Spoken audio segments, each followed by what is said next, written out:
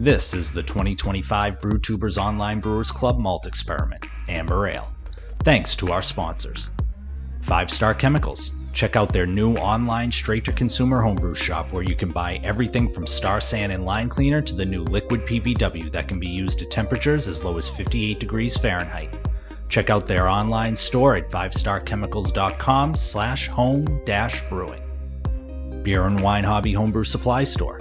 A local homebrew shop in Danvers, Massachusetts. Order any malt they offer in any quantity you want, and if you order before 11 a.m., they'll package your items and ship out the very same day.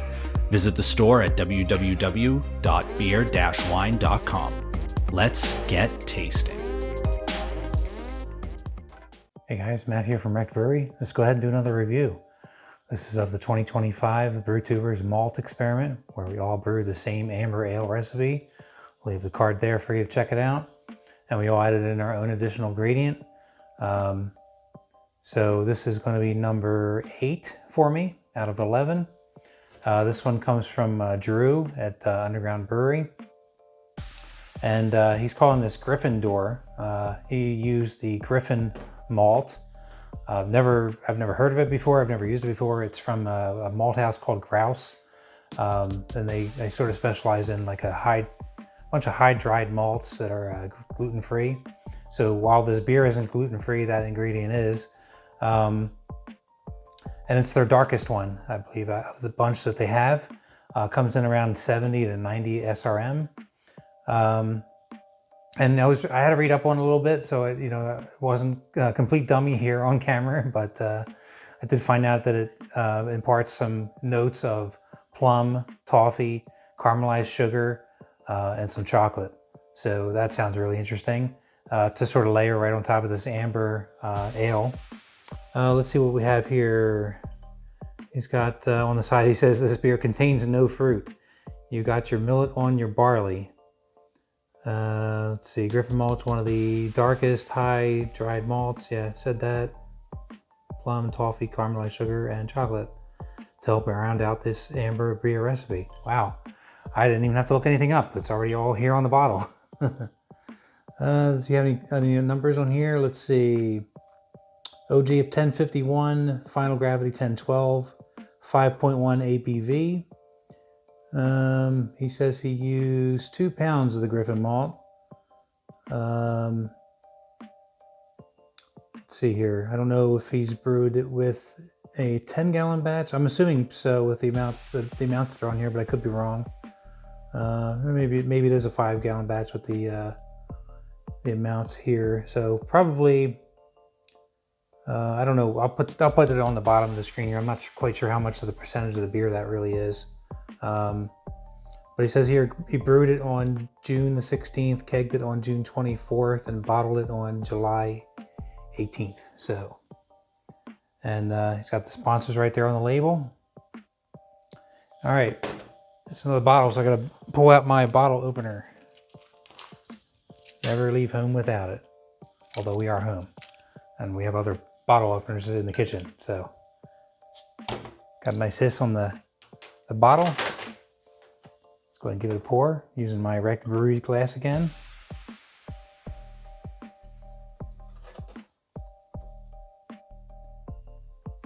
And we'll leave it there.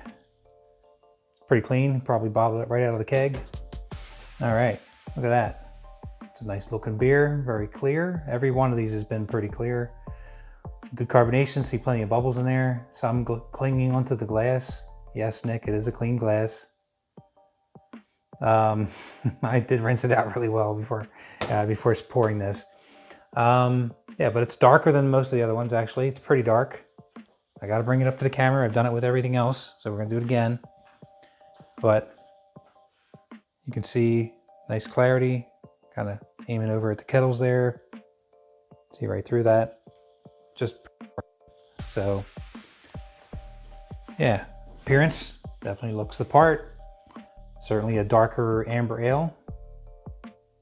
Sort of like a nice mahogany color, I guess. It's pretty cool. The head's not really sticking around too much. It's got a good cap on it. Sort of the foam. It's just kind of lingering around the edges there, and you got a little bit of a sort of a film on the top there with that. But that's kind of it. When it does swirl around the glass, it does seem to hang onto the glass a little bit, but quickly dissipates. But hey, looks the part. Looks very nice. Let's go ahead for aroma. Nice. That's very nice. Definitely picking up those dark fruits there in the nose. Yeah, I would say I'm probably picking up some of that plum, maybe some raisin, maybe a little fig, that sort of thing. Definitely picking up a lot of that. Probably picking up some of that chocolate actually. Doesn't smell like, like a chocolate candy bar, but it definitely, you kind of get that roasted chocolate from like a chocolate malt, getting that out of there. Yeah, so the nose on this kind of reminds me of if you were to add in some like special B into your recipe. So it definitely has a lot of those same sort of characteristics or notes to the aroma on this like you would have with a special B. That's very cool. All right, let's try it out now. Cheers.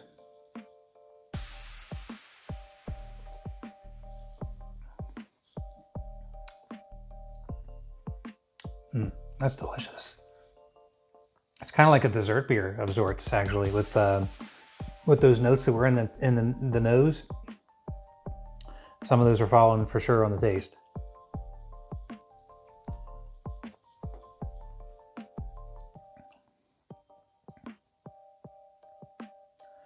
Yeah, certainly am picking up some of that toffee.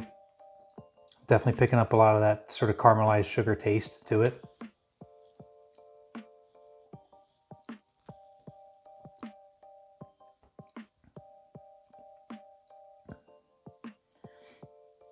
I'm not picking up the dark fruits in the taste, like the plum. Not getting that. Not really getting maybe a touch of the chocolate, but it's a little more pronounced in the smell. So it's definitely well carbonated. It's coming through.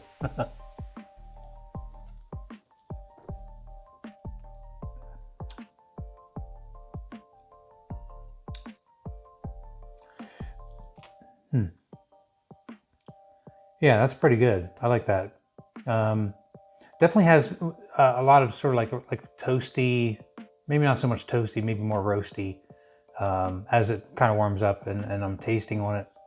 Definitely picking up more of a roasty characteristic from it as well in the taste.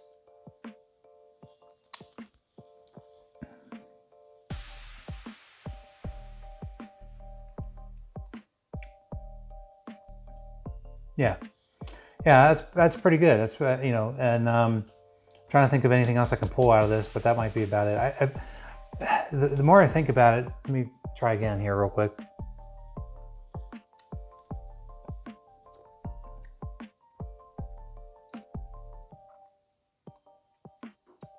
I don't know. It might be like sort of like a little bit of like a leather taste to it, maybe. I don't know if I would even call it leather, but I'm just kind of I'm trying to ascertain what I'm tasting there. Is that final sort of note, but it's really neat, really complex. It's an interesting malt. Certainly something I wouldn't mind trying in something else as well. Would I have it here in an amber ale? Maybe not for me personally necessarily, but I can think of places that I might use this malt. I like to brew a Russian Imperial Stout, and I use Special B in that. And I think that the Griffin malt would probably work out really well in that beer as well. There's probably a couple other styles I may try it in too, but that was the first one that comes to mind. Rankings, let's see. I would probably, trying to think, I actually had to write it down. I have the list right there off the camera because I would not forget. I wouldn't remember the 7 in the order that I had them. So I'm just kind of looking through the list right now. I think I want to put this above the Opal 44 and below the Honey. I think that's probably where I would put this. So this is going to become the new number 5.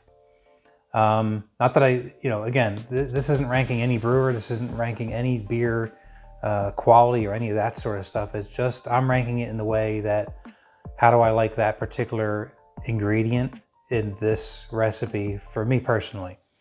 And so, I don't want to rank any of the brewers. Every one of these has been top notch, and there's been no quality control issues at all with any of these beers. So fantastic job, Drew. Really enjoying this beer. I'm going to finish this one off of camera. I'm going to finish off here by thanking our sponsors, 5 Star Chemicals, for keeping our brewery nice, clean, and sanitary. And I'm also going to thank Beer and Wine Hobby for being the homebrew store for the club, and also supplying all the ingredients for this experiment. We certainly couldn't have done it without you guys, both of you guys, helping us put together everything that we have here for the experiment. So come check us out, brewtubers.com. You can do fun experiments like this. And we will see you guys on the next one. So have a good night. Cheers.